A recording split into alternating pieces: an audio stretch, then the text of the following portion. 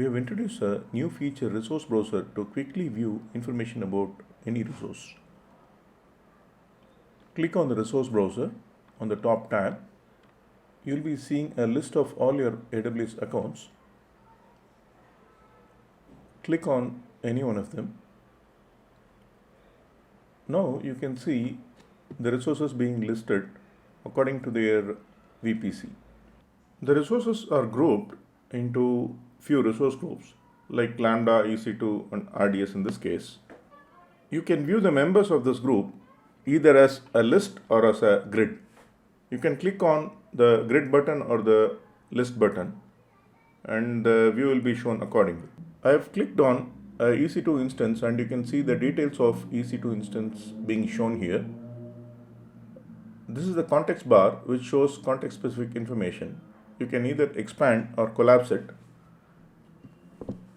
Let's look at the various categories inside the context bar.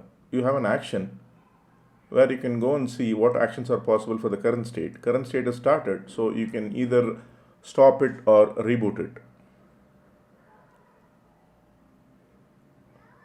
And the next one is the asset info.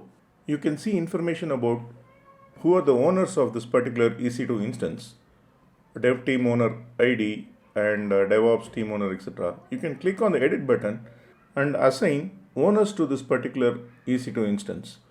So I'm entering the details as Ayush for the dev team owner.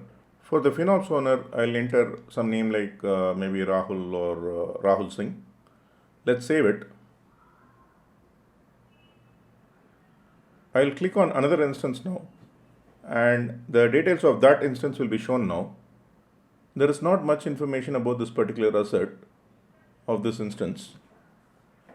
We'll go back to the original instance where we had entered the owners.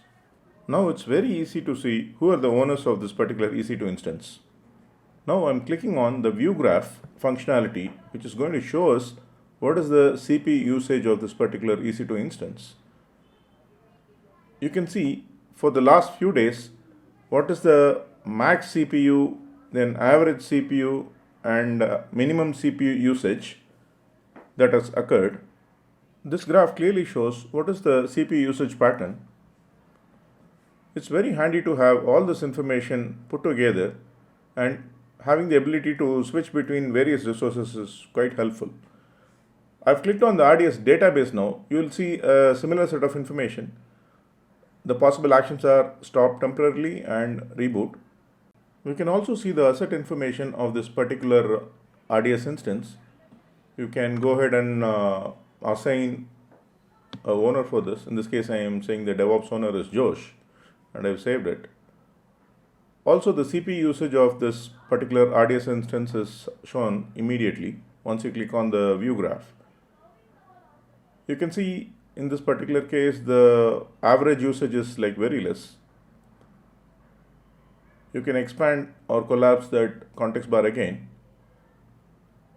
Also quickly you can see details like what is a backup retention period and DB instance region in which it is present.